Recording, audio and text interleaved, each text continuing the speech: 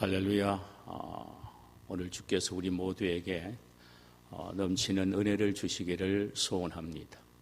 여러분 이렇게 또 뵈서 참 반갑고 좋습니다.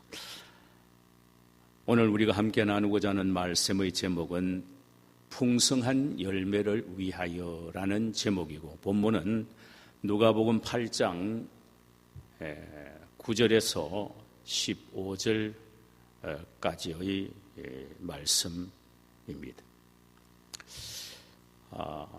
로봇딸이 세진이라는 아이가 있습니다. 세진이는 엄마가 배가 아파서 낳은 아이가 아닙니다.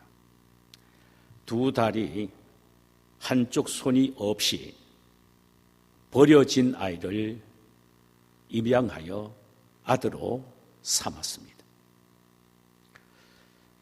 엄마가 어떤 마음으로 입양을 했을까요? 엄마는 말합니다. 사랑과 긍휼의 마음으로 입양을 했다고 말입니다. 아이가 더듬더듬 말을 배웠을 때 엄마가 세진이에게 물었답니다. 세진이 커서 뭐 될래? 엄마, 사람이 되고 싶어. 사람. 자신은 다른 아이와 같지 않아서 사람같이 보이지 않았던 모양입니다. 그래서 그 어린 나이에 사람이 되겠다라고 했습니다. 세진이 엄마는 어릴 때부터 수영장에 그를 데리고 가서 고된 훈련을 시키며 울고 함께 웃는 그런 정성을 쏟았고 세계적인 수영 선수로 키웠습니다. 그는 장애인으로 IOC 위원이 되는 것이 꿈이라고 했습니다. 그 꿈을 키우기 위하여 성균관대학교에 풀 4년 장학생으로 경영학을 공부했고 뉴욕 주립대학에서 공부하기도 했습니다. 세진 엄마는 이 아이에게 미친 듯 사랑을 쏟아 부었습니다. 엄마의 그 뜨거운 정성과 사랑으로 세진이는 잘 자라 주었지요. 유튜브에서 세진이와 엄마 양정숙 씨의 간증을 듣고 참 눈물이 납니다. 불쌍해서가 아니고 부끄러워서 눈물이 났고, 장애를 자랑으로 바꿔낸 엄마와 아이가 너무나도 자랑스럽게 위대하게 보여서 눈물이 났습니다. 세진이가 오늘 높은 산 왜 오르는지, 세진이가 오른 높은 산 그 고지를 우리는 왜 오르지 못하고 있는가? 그것은 세진이 모자처럼 비전이 없기 때문입니다. 세진이가 헤엄쳐나간 넓은 바다에 왜 우리는 헤엄쳐나가지 못하느냐? 그것은 믿음의 용기가 없기 때문입니다. 로봇딸이 세진이 엄마 양정숙 씨는 세진이를 가슴으로 낳은 아들 눈물로 키운다라는 철학을 갖고 키웠답니다. 그래서 절대절망의 세진에게 눈물로서 사랑과 희망과 믿음의 씨를 뿌렸던 것입니다. 로봇딸이 세진 엄마처럼 우리도 지금은 당장 열매가 없어도 눈물로 내 자식에게 씨를 뿌릴 수 있다면 얼마나 좋겠습니까? 씨를 뿌린다는 것은 엄청난 희생과 눈물과 땀을 감내하는 일이죠. 그래야 열매를 거둘 수 있기 때문입니다. 이에 대하여 시편 126편 5절과 6절에 이렇게 시편 기자는 노래합니다. 눈물을 흘리며 씨를 뿌리러 나가는 자는 기쁨으로 거두리라. 울며 씨를 뿌리러 나가는 자는 반드시 기쁨으로 그 곡식단을 가지고 돌아오리도다. 이렇게 눈물이 없는 곳에는 씨 뿌림도 없다란 의미입니다. 우리 예수님은 우리를 천국으로 인도하기 위하여 인간의 몸을 입고 이 세상에 오셔서 천국의 씨앗을 우리의 심령 속에 뿌리셨습니다. 그분은 눈물 정도가 아니고 피로서 생명의 씨를 뿌린 것입니다. 그런데도 처음엔 알찬 열매가 맺혀지지 않았을 때에 옆에 있던 제자들은 심히 낭망하게 됩니다. 그리고 의심스러운 눈으로 예수님을 바라봅니다. 이분이 과연 메시아인가? 왜 이렇게 풍성한 열매가 맺혀지지 않고 주위에 있는 사람들은 배신자와 이탈자, 심지어 대적들만 늘어나고 있을까? 이분이 전한 씨앗은 참으로 사람을 살리는 천국 복음의 씨앗인가? 그렇다면 왜 이렇게 쉽게 열매가 맺혀지지 않을까? 이런 의구심을 갖기도 했지요. 바로 이때 예수님이 씨 뿌리는 비유를 통하여 말씀을 하셨습니다. 여기서 예수님이 말씀하시는 씨 뿌리는 농부는 바로 예수님 자신이며 오늘날 역사 속에서 오고 오는 모든 말씀의 전달자들입니다. 여기 씨앗은 천국의 씨앗인 천국 복음을 의미하며 밭은 말씀을 받는 사람 한 사람의 마음을 의미합니다. 본문을 보면 예수님은 배에 오르시고 많은 사람들은 해변에서 예수님을 향하여 쭉 서 있습니다. 예수님의 말씀을 듣기 위해 둘러선 무리들의 등 뒤에는 넓은 들판이 있었고 농부들이 씨를 뿌리고 있었습니다. 예수님은 농부들이 씨 뿌리는 것을 가리키시면서 이 비유를 드신 것입니다. 얘들아, 저것 한번 보아라. 저 농부들이 씨를 뿌리고 있지 않니? 그런데 씨를 뿌린다고 해서 다 결실되는 것이 아니란다. 어떤 것은 길가에 뿌려져서 새가 와서 주워 먹어버렸고, 어떤 것은 돌밭에, 어떤 가시덤불에 떨어져서 흔적도 없어지고 만단다. 꼭 옥토에 떨어진 것만 결실하게 되느니라. 이렇게 말씀하셨습니다. 많은 무리들은 예수님이 뱃전에 앉으셔서 왜 갑자기 그런 말씀을 하시는지 이해가 되지 않았습니다. 그래서 제자들은 도대체 씨 뿌리는 것이 무엇을 의미하는지 우리에게 설명해 주십시오라고 이렇게 질문을 했지요. 이때 예수님은 병행 구절인 마태복음 13장 18절과 23절 사이에서 이 비유의 주석을 달아 다음과 같이 말씀을 하셨습니다.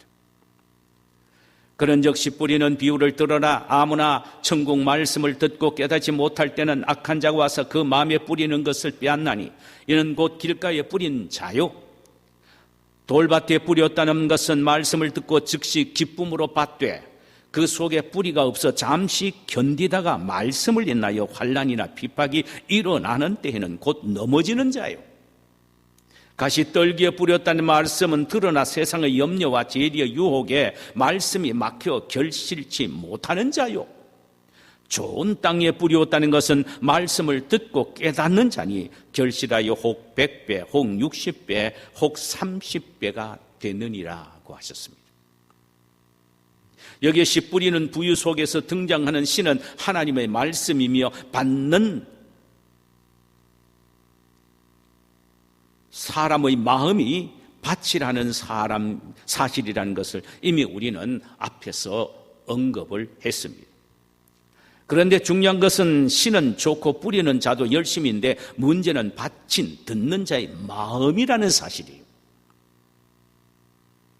듣는 자의 마음의 밭은 네 종류인데 길가와 같은 마음, 돌밭과 같은 마음, 가시떨구와 같은 마음, 그리고 마지막에는 옥토와 같은 마음이 있다라고 말씀을 하셨습니다. 그런데 우리가 지금 본 비유의 본론에 들어가기 전에 먼저 이 비유가 우리에게 강조하고 있는 전제가 무엇이냐 하는 것입니다. 이것은 복음 전파의 사명을 강조하고 있다는 사실입니다. 본문을 가만히 보면은 씨 뿌리는 자가 주인공으로 등장을 합니다. 우리가 얼핏 보면 뿌리는 자에게 문제성이 있는 것처럼 보여지지요. 그 이유는 뿌릴 때 좀 잘 봐가면서 뿌리지 왜 이렇게 길가에 뿌려 씨를 낭비하느냐라는 것입니다. 그런데 주님은 뿌리는 자의 조심성 없는 태도에 대해 어떤 책망도 하시지 아니하시고 오히려 뿌리는 그것으로 족하고 장하게 생각하셨다는 사실입니다. 대신 예수님이 뿌리는 자에게 요구하시는 것은 쭉정이는 뿌리지 말고 알곡만 뿌리되 부지런히 뿌리라는 것입니다.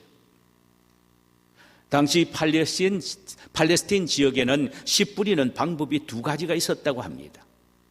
하나는 농부가 씨를 가지고 바람이 불 때에 한꺼번에 공중으로 흩날려 버리면은 쭉정이는 바람으로 인하여 날아가 버리고 알곡만 그대로 밭에 떨어지게 되는 방법, 이것이 바로 흩뿌리는 방법이었답니다. 또 하나의 씨 뿌리는 방법은 나귀의 등 뒤에 씨앗 자루를 얹어놓고 그 자루 밑에 구멍을 뚫어 나귀를 때리면 나귀가 돌아다니는 대로 씨앗이 뿌려지게 하는 방법입니다. 그런데 주로 많이 사용한 것이 바람에 날리는 흩뿌리는 방법이었다고 합니다. 예수님은 이 씨 뿌리는 비유를 통하여 어떻게 된 씨 뿌리는 자는 씨를 뿌려야 한다는 것을 말씀하기를 원하셨고,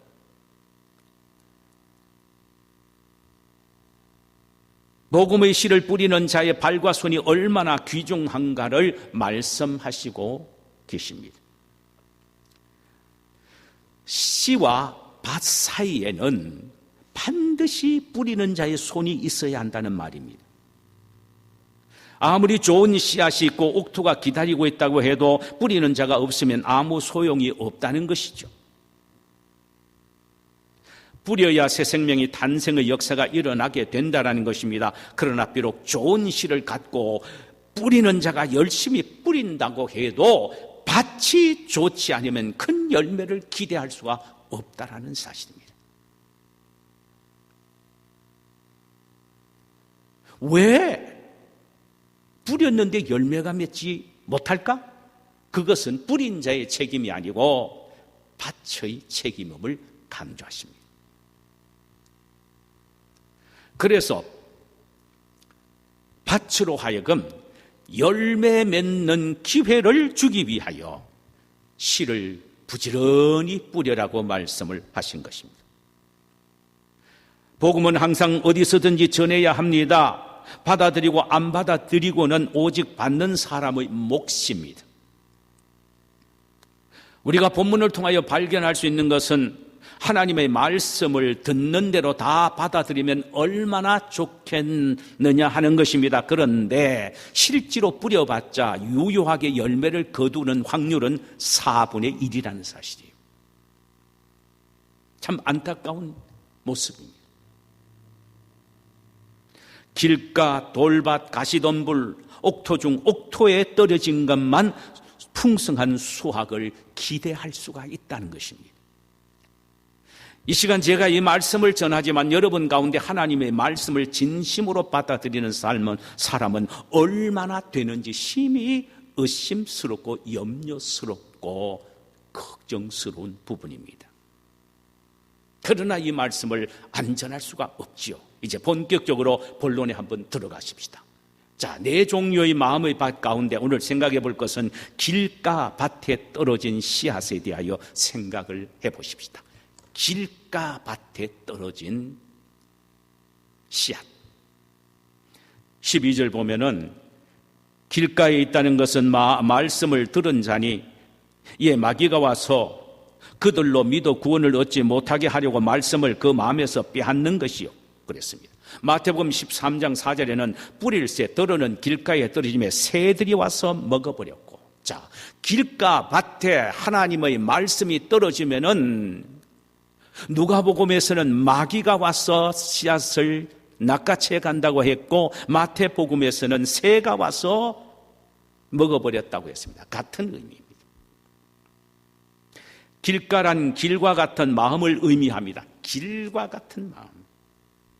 이런 마음에 떨어진 말씀은 공중 권세를 가진 마귀가 와서 다 먹어버리고 공중의 새가 와서 먹어버린다는 것입니다. 옥토에 떨어진 씨앗이라면 땅속에 묻히게 될 것인데 단단한 길에 떨어졌으니 새가 주워버리고 먹어버린다는 것이죠. 아무리 좋은 말씀의 씨를 뿌려도 밭이 길이 되었기 때문에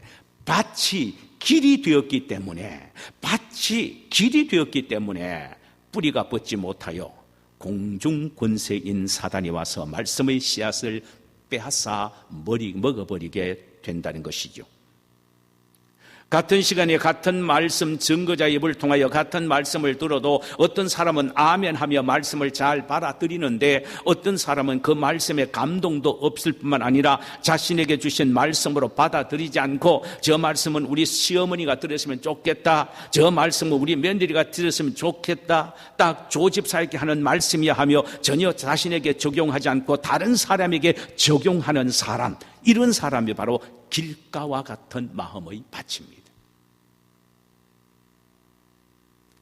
교회에 나와서 세례를 받고 집사가 되고 봉사도 하기는 하지만, 그러나 하나님의 말씀에 대한 감격이나 감동이 없이 봉사를 하게 되니 원망과 불평으로만 짜증스럽게 하게 됩니다. 이런 성도의 마음이 길가와 같은 마음이라는 것입니다. 저와 여러분의 마음밭은 어떻습니까? 자, 그러면은 도대체 두 번째 생각해 볼 것은 왜 이 마음밭이 길가와 같은 밭이 되었느냐라는 것입니다. 우리의 마음밭이 왜 길과 같이 되었느냐? 이유는 어디 있느냐? 몇 가지 이유가 있습니다. 첫 번째로는 자신이 갖고 있는 왜곡된 경험 때문입니다. 왜곡된 경험. 흔히들 경험이 반복되면 제2의 천성인 습관을 낳고, 습관이 계속되면 자기 나름대로의 세계관이 형성이 된다고 합니다.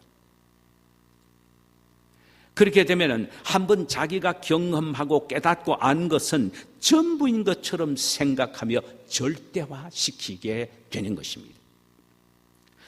그러면 어느 누구의 말도 듣지 않습니다. 여러분, 우리 인간이 겪는 경험은 참으로 귀중합니다. 미래를 위한 자산이 될 수가 있고 어려움을 헤쳐나갈 수 있는 중요한 힘이 될 수도 있기 때문입니다. 그러나 그것이 절대적인 것으로 생각해서는 안 됩니다. 만약에 그것을 절대적으로 생각하면은 자기가 경험한 것만 옳고 다른 사람이 경험한 것은 틀린다고 생각합니다. 그래서 자기의 생각은 맞고 다른 사람의 생각은 수용하지 않습니다. 심지어 다른 사람의 사랑의 권면도 받아들이지 않습니다. 그래서 길가와 같은 밭이 되어버리는 것입니다. 신앙생활도 마찬가지입니다. 어쩌다 신령한 은혜를 한번 체험하잖아요. 이를테면은 신령한 세계를 본다든가 하나님의 음성을 듣노라면 자기가 경험한 영적인 그 체험이 전부인 줄 알고 하나님의 말씀을 통하여 주시는 은혜는 그다지 중요하게 생각하지 않습니다. 아무리 신령한 음성을 들었다고 해도 그것을 하나님의 말씀에 적용해서 분별하고자 하는 작업을 전혀 하지 않는다는 말입니다. 자기가 체험한 신비로움을 전부인 것처럼 생각합니다. 여러분, 알아야 합니다. 우리가 아무리 신령하고 신비로운 것을 체험했다 할지라도 하나님의 말씀에 견주어서 하나님의 말씀을 통하여 체크를 하고 점검을 해서 하나님의 말씀과 일치되지 않을 때는 세상에 천국 갔다 온 예수님 만나고 내려온 신비로운 영적 경험이라 할지라도 그것은 거부할 수 있어야 합니다. 이것이 좋은 마음밭을 가진 성도입니다.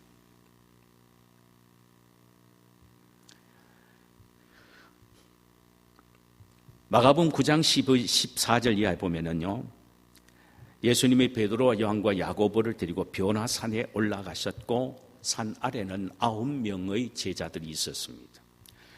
그런데 귀신 들린 나의 아버지가 자기 아들을 데리고 예수님에게 왔으나 예수님이 없자 제자들에게 고쳐달라고 요청을 하지요. 제자들이 아무리 힘을 쓰고 용을 써도 귀신이 나가지 않았습니다. 바로 그 순간 예수님이 나타났었습니다. 아이의 아버지가 예수님에게 뛰어가서 간청합니다. 내가 귀신 들린 내 아들을 당신의 제자들에게 데리고 왔으나 능히 쫓아내지 못하더이다. 당신은 이들의 선생이시니 무엇을 하실 수 있거든 내 아들을 고쳐주세요. 여기 보세요. 무엇을 하실 수 있거든 이란 말은 당신이 할 수 있다고는 절대적으로는 믿지 못하겠다는 것입니다. 예수님 당신이 할 수 있다고는 절대적으로 할 수 있다고 절대적으로 믿지는 못하겠습니다라는 의미입니다. 왜냐하면요, 그가 9명의 제자를 통하여 자기 아들 속에는 귀신을 내어쫓지 못하는 불가능한 사건을 경험했거든요. 경험이 그래서 무서운 거예요. 친히 경험했기 때문에 예수님도 불가능하게 될 것이라고 생각을 한 것입니다. 참 이 부분이요, 영적 세계도 얼마나 많은지 모릅니다.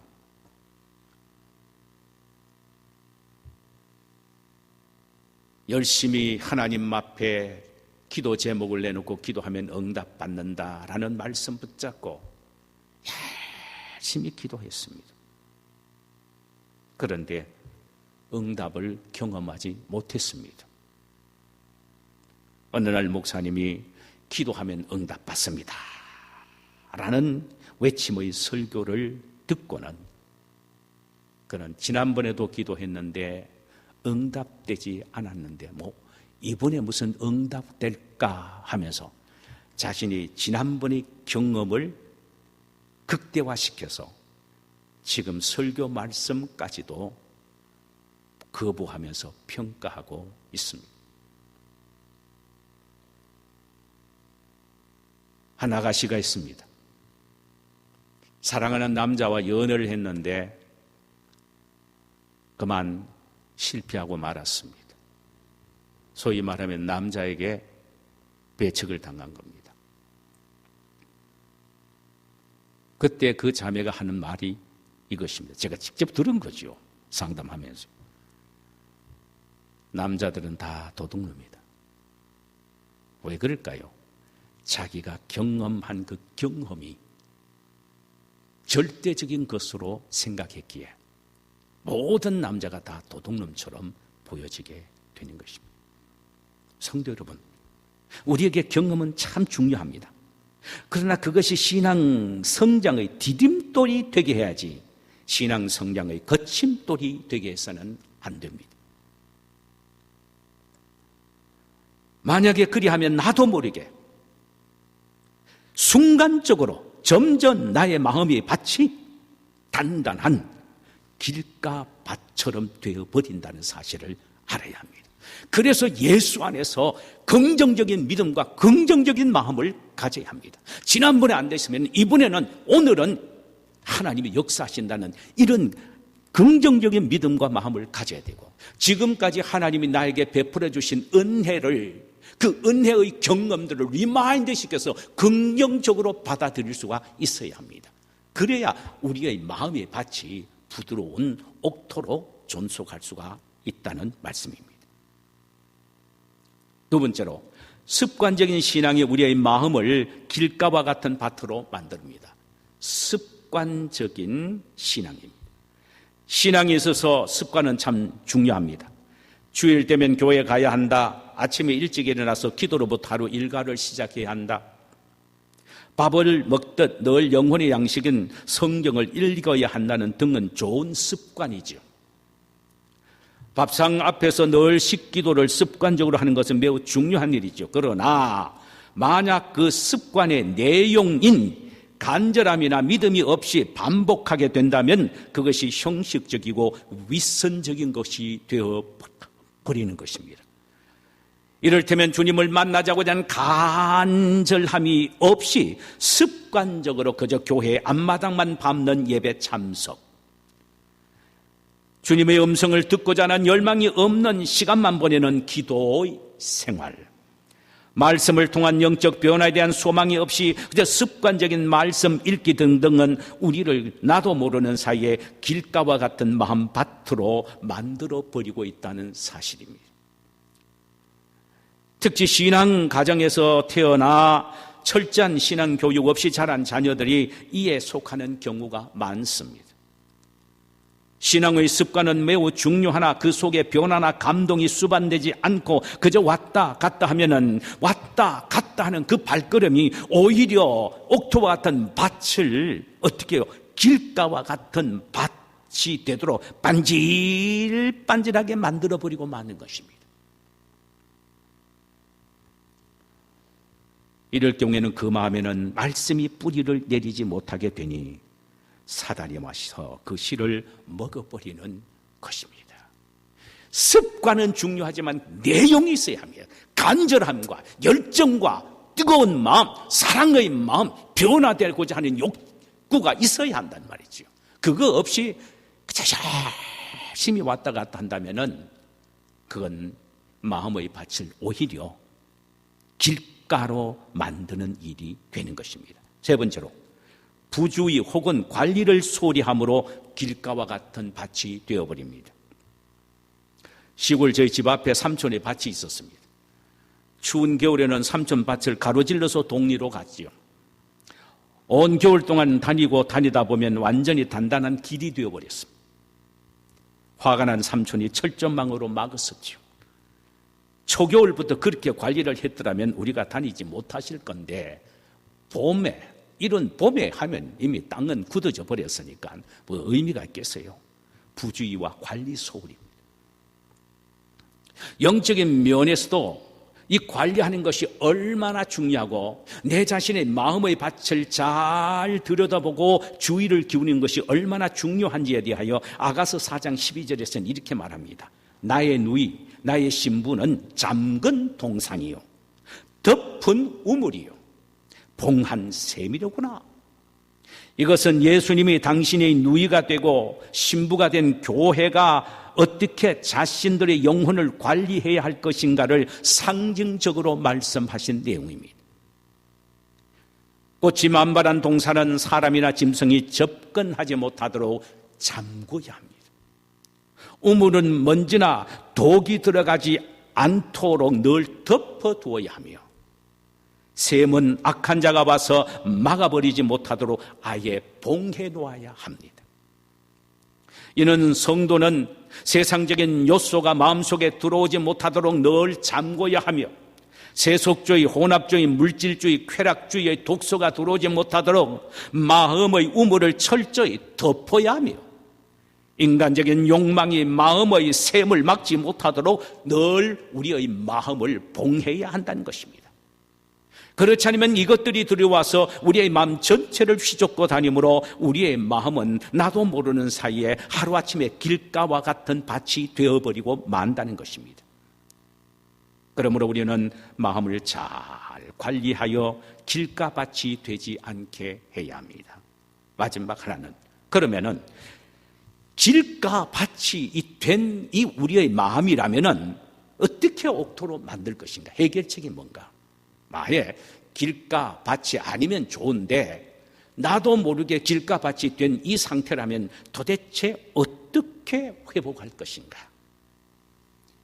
저는 어릴 때 겨울 내내 삼촌밭을 다녀 딱딱한 길을 만든 벌치기로 삼촌에게 잡혀 한 나자를 곡괭이로 딱딱해진 그 땅을 판 적이 있습니다. 그래도 안 되니까 삼촌이 작은 쟁리를 가져와서 제가 멍에를 어깨 메고 소처럼 앞에서 끌어당겨 길이 된 땅을 뒤엎어 푹신푹신한 밭으로 땀을 뻘뻘 흘리면서 만든 경험이 있습니다. 딱딱한 땅을 쟁기로 뒤엎는 것 외에는 다른 방법이 없습니다. 이처럼 길가와 같은 굳은 우리의 마음을 옥토로 만드는 데는 뒤엎어 깨뜨리는 방법 외에는 없습니다. 그렇습니다. 우리의 왜곡된 경험에 의한 교만함과 형식화되고 관리 부실한 우리의 죄악으로 굳은 우리의 마음의 밭을 부수어야 합니다. 이는 회개의 쟁기로 뒤엎으라는 말씀입니다. 하나님은 우리의 마음을 옥토로 만드시기를 원하시고 반드시 그렇게 만드시고야 마십니다. 그러므로 우리는 스스로 회개의 쟁기로 우리의 마음을 뒤엎어야 합니다. 그렇지 않으면 하나님이 뒤엎으시고야 마십니다. 하나님이 뒤엎으시면 앗소리도 못하고 고된 쟁기질을 당하게 될 수밖에 없습니다. 고로 우리가 알아서 회개의 쟁기로 우리 마음의 밭을 뒤엎어야 합니다. 그래야 우리 마음이 하나님이 원하시는 옥토 밭으로 변해지게 되는 것입니다. 할렐루야.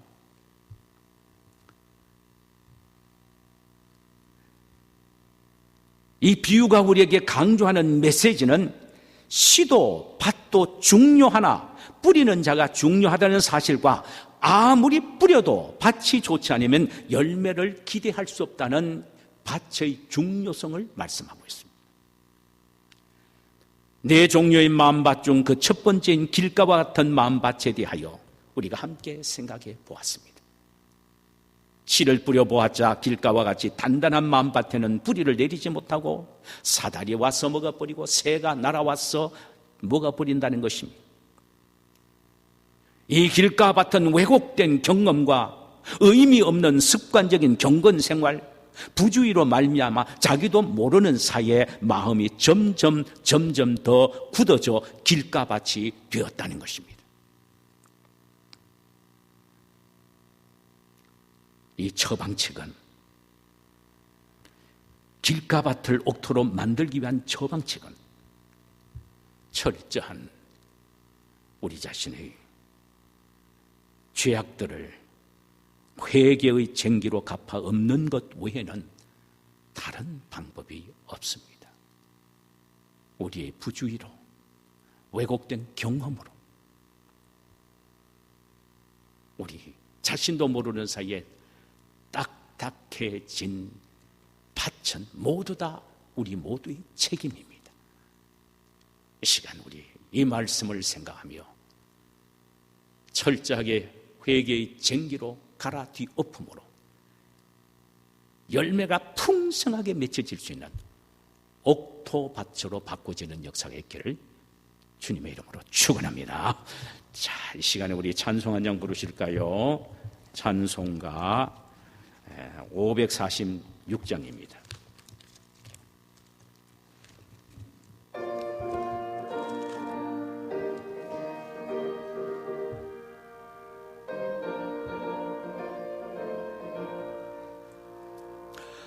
주님 약속하신 말씀 위에서 영원토록 주를 찬송하리다.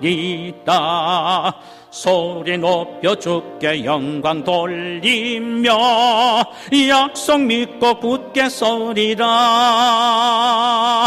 굳게 서리 영원하신 말씀 위에 굳게 서리.